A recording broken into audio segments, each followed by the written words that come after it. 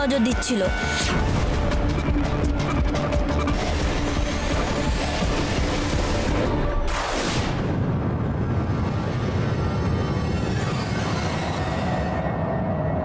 ধন্যবাদ তত্তরী, তুমি না থাকলে আমাদের দেহ রক্ষা করা সম্ভব হতো না।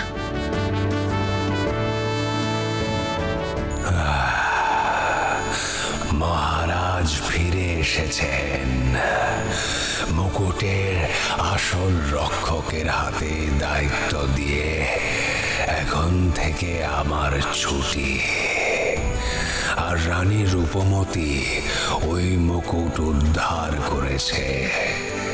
এখন সেই মুকুট তুলে দেবে মহারাজের হাতে।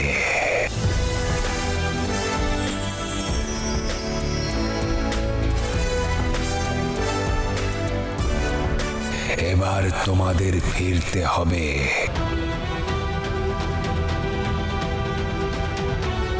বানর রাজ্যে।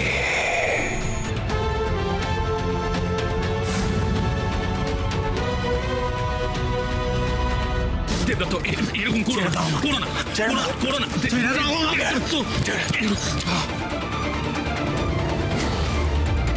দেবদত্ত, কি করছো তুমি? করো না, এখন করো না। আমি তোমাকে যেতে দেবো না। শান্ত হও দেবদত্ত। শান্ত হব না, হব না আমি শান্ত।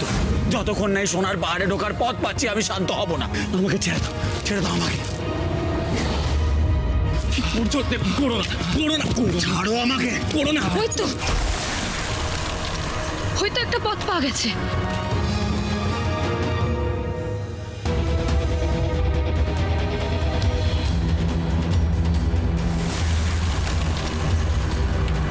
চলো চলো, আমরা সবাই যাই। চলো চলো চলো চলো। বেদকুমার,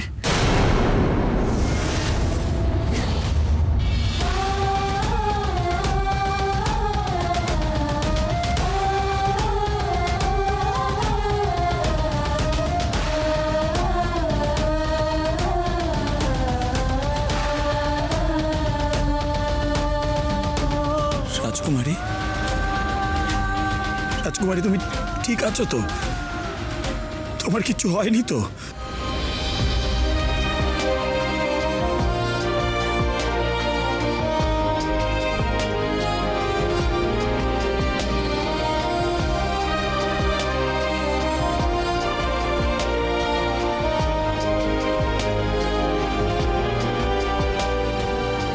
আমি ঠিক আছি, একদম ঠিক আছি, কিছু হয়নি আমার। অনেক লড়াই করে রাজাকে ফিরিয়ে আনতে পেরেছি আমি।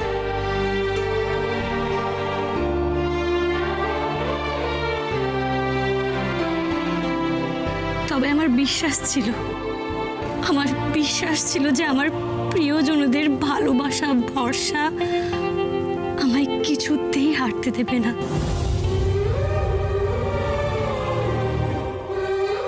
তুমি যে আমার কত বড় শক্তি তা তো তুমি নিজেও জানো বেদকুমার।